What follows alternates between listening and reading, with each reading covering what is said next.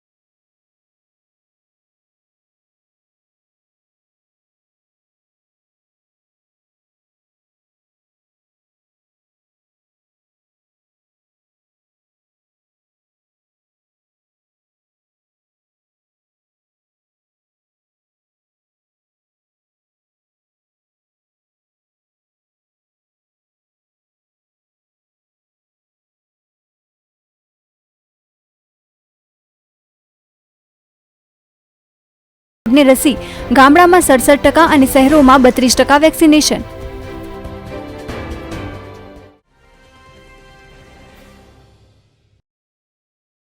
આજે પવિત્ર શ્રાવણ માસનો છેલ્લો સોમવાર છે। આજે જ સોમવતી અમાસનો પણ અનોખો સંયોગ સર્જાયો છે।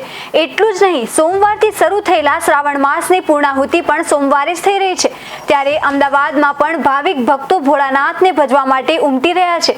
વહેલી સવારથી જ અમદાવાદના વિવિધ વિસ્તારોમાં શિવ મંદિરોમાં ભક્તોની ભીડ જોવા મળી રહી છે। અમદાવાદનું કામેશ્વર મંદિર હોય કે બિલેશ્વર મહાદેવ, ચકુડિયા મહાદેવ હોય કે ઓમકારેશ્વર, દરેક વિસ્તારોમાં આવેલા શિવ મંદિરોમાં આજે વહેલી સવારથી જ ભક્તોનું ઘોડાપૂર ઉમટી રહ્યું છે। ભક્તો જળાભિષેક, દૂધનો અભિષેક અને બીલીપત્ર ચઢાવીને ભગવાન ભોળાનાથને રીઝવવા વહેલી સવારથી જ શિવ મંદિરોમાં પૂજા અર્ચના અને દર્શનાર્થે ઉમટી રહ્યા છે। કોરોના કાળમાં દરેક શિવ મંદિરોમાં ભક્તો સરકારની ગાઈડલાઈનનું પાલન કરીને ભગવાનના દર્શન કરી રહ્યા છે।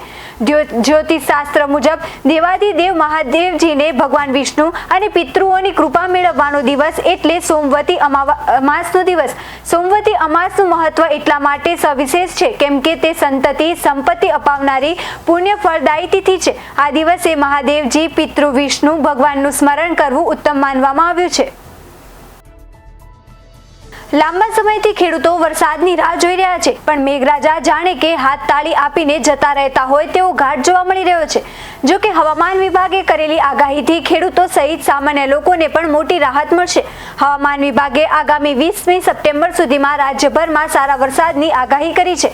બંગાળની ખાડીમાં લો પ્રેશરની અસરથી 14મી સપ્ટેમ્બર સુધી ભારે વરસાદની વકી બુધવાર સુધીમાં વરસાદની સિસ્ટમ સર્જાવાના એંધાણ વર્તાઈ રહ્યા છે।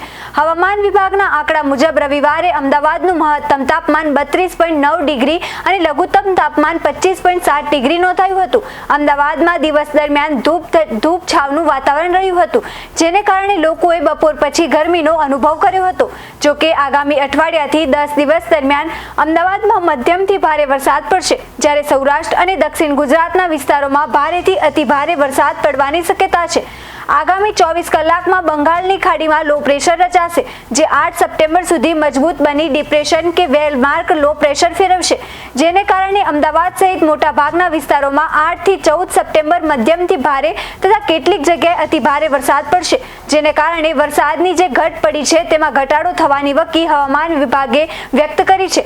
હાલમાં રાજ્યમાં વરસાદની ગેરહાજરીને કારણે ગુજરાતમાં કુલ વરસાદની ઘટ 41% છે, પરંતુ આગામી અઠવાડિયામાં સારા વરસાદને કારણે રાજ્યમાં વરસાદની ઘટમાં નોંધપાત્ર ઘટાડો થવાના સંકેતો હવામાન વિભાગે આપ્યા છે। લાંબી રાહ જોડાવ્યા પછી મેઘરાજાએ ગુજરાતમાં એન્ટ્રી કરી છે। મેઘરાજા મન મૂકીને વરસી રહ્યા છે, જેના કારણે ડેમમાં નવા નીર આવ્યા છે। ત્યારે હાલ નર્મદા ડેમની સપાટીમાં પણ વધારો થયો છે। ડેમની સપાટીમાં 24 કલાકમાં 20 સેન્ટીમીટરનો વધારો નોંધાયો છે। હાલ નર્મદા ડેમની સપાટી 117.49 મીટર થઈ છે। કેવડિયાના સરદાર સરોવર નર્મદા ડેમની સપાટીમાં વધારો થઈ રહ્યો છે, 24 કલાકમાં 20 સેન્ટીમીટરનો વધારો નોંધાયો છે. ઉપરવાસમાંથી 4861 ક્યુસેક પાણીની આવક થતા ડેમની સપાટીમાં વધારો નોંધાયો છે. હાલ નર્મદા ડેમની સપાટી 117.49 મીટર થઈ ગઈ છે. ઉપરવાસના પાવર હાઉસ ચાલુ કરાતા નર્મદા ડેમમાં નવા નીરની આવક થઈ છે. નર્મદા ડેમમાં હાલ 4559 MCM લાઈવ સ્ટોરેજનો જથ્થો છે. છેલ્લા થોડા દિવસથી સૌરાષ્ટ્ર, દક્ષિણ ગુજરાતમાં મેઘરાજા મન મૂકીને વરસી રહ્યા છે, જેના કારણે ડેમમાં જળ સપાટી વધી છે. અમરેલી જિલ્લાનો ધાતરવાડી ડેમ સંપૂર્ણપણે ભરાયો છે. આ ઉપરાંત આ જ વિસ્તારમાં ધાતરવાડી 2 ડેમમાં છલકાયો છે, જ્યારે તાપી જિલ્લામાં આવેલા દોસવાડા ડેમ પણ સંપૂર્ણ ભરાયો છે. બોટાદ જિલ્લામાં ખંભાળા ડેમમાં હાલ 94% પાણીનો જથ્થો છે, જ્યારે મહીસાગર જિલ્લામાં આવેલા વણાકબોરી ડેમમાં 93.34% અને અમરેલી જિલ્લાના ખોડિયાર ડેમમાં 90% પાણી ઉપલબ્ધ છે. રાજ્યમાં 41 ડેમોમાં 60%થી વધુ પાણી છે. તો બીજી તરફ જોઈએ તો ઉત્તર ગુજરાતમાં હજુ ડેમો ખાલીખમ છે. ઉત્તર ગુજરાતના ડેમમાં અત્યારે માત્ર 23.63% જ પાણી નોંધાયું છે. જો હજુ વરસાદ નહીં આવે તો આગામી દિવસોમાં પાણીની ખેંચ વર્તાઈ શકે છે. દેશમાં પેટ્રોલ ડીઝલની કિંમતો રેકોર્ડ સ્તર પર છે. પેટ્રોલ અને ડીઝલના વધતા ભાવના કારણે સામાન્ય જનતાની જીવન જરૂરિયાતની વસ્તુઓ પણ મોંઘી થઈ રહી છે, કારણ કે ટ્રાન્સપોર્ટેશનનો ખર્ચ પણ વધી ગયો છે. સરકારી ઓઇલ કંપનીઓએ સોમવાર 6 સપ્ટેમ્બર 2021ના ઈંધણના નવા ભાવ જાહેર કરી દીધા છે. આજે પેટ્રોલ અને ડીઝલની કિંમતોમાં કોઈ પણ પ્રકારનો ફેરફાર નથી કરાયો. રવિવારે કિંમતમાં ઘટાડા બાદ આજે પેટ્રોલ અને ડીઝલની કિંમતો સ્થિર છે. રવિવારે દેશના અલગ અલગ શહેરોમાં 10 પૈસાથી લઈને 15 પૈસા સુધી પેટ્રોલના ભાવમાં ઘટાડો થયો હતો. પેટ્રોલના ઓલ ટાઈમ હાઈ ભાવ હોવા છતાં તેના વેચાણ પર કોઈ અસર પડી નથી. આ નાણાકીય વર્ષમાં તેની ડિમાન્ડ રેકોર્ડ સ્તર પર પહોંચવાની શક્યતા છે. સરકારે પેટ્રોલિયમ પ્રોડક્ટ્સ પર રેકોર્ડ ઉત્પાદન ચાર્જનું કલેક્શન કર્યું છે.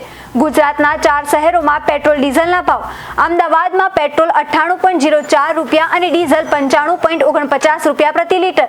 સુરતમાં પેટ્રોલ 98.03 રૂપિયા અને ડીઝલ 95.51 રૂપિયા પ્રતિ લીટર. રાજકોટમાં પેટ્રોલ 97.80 રૂપિયા અને ડીઝલ 95.26 રૂપિયા પ્રતિ લીટર, જ્યારે વડોદરામાં પેટ્રોલ 97.81 રૂપિયા અને ડીઝલ 95.27 રૂપિયા પ્રતિ લીટર.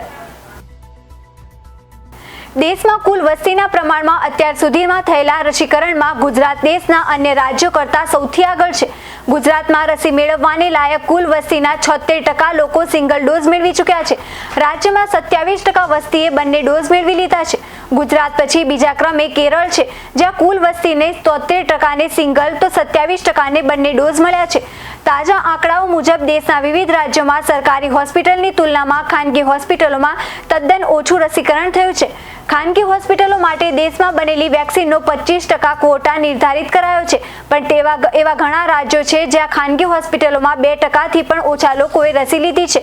અન્ય રાજ્યો કરતાં મહારાષ્ટ્રમાં ખાનગી હોસ્પિટલોમાં સૌથી વધુ 14% રસીકરણ થયું છે, જ્યારે ઝારખંડમાં સૌથી ઓછું 1.6% રસીકરણ થયું છે. આંકડાઓ મુજબ રાજસ્થાનમાં શહેરોની તુલનામાં ગ્રામીણ વિસ્તારોમાં સૌથી વધુ 87.9% રસીકરણ થયું છે. ગુજરાતમાં ગ્રામીણ વિસ્તારોમાં 32.6% તો શહેરોમાં 67.4% રસીકરણ થયું છે. જીટીયુની 100 એકરની જમીનમાં 225 કરોડના ખર્ચે વૈશ્વિક સ્તરનું ગ્રીન ઝોન કેમ્પસ ડેવલપ કરવામાં આવશે. આ ઓગસ્ટ મહિનાથી શરૂ થનારી કેમ્પસ ડેવલપમેન્ટની પ્રક્રિયા ઓગસ્ટ 2023 સુધીમાં સંપૂર્ણ કેમ્પસ માળખાકીય સવલતોથી સુસજ્જ કરાશે. જીટીયુના ગાંધીનગર પાસેના લેકાવાડા સ્થિત કેમ્પસને વૈશ્વિક સ્તરની હાઈટેક માળખાકીય સવલતોથી સુસજ્જ કરવાની કામગીરી ઓગસ્ટથી શરૂ થઈ ગઈ છે. શિક્ષણ વિભાગે ફાળવેલ રાજ્ય સરકારની ગ્રાન્ટની મદદથી જીટીયુનું નવું કેમ્પસ ડેવલપ કરાશે.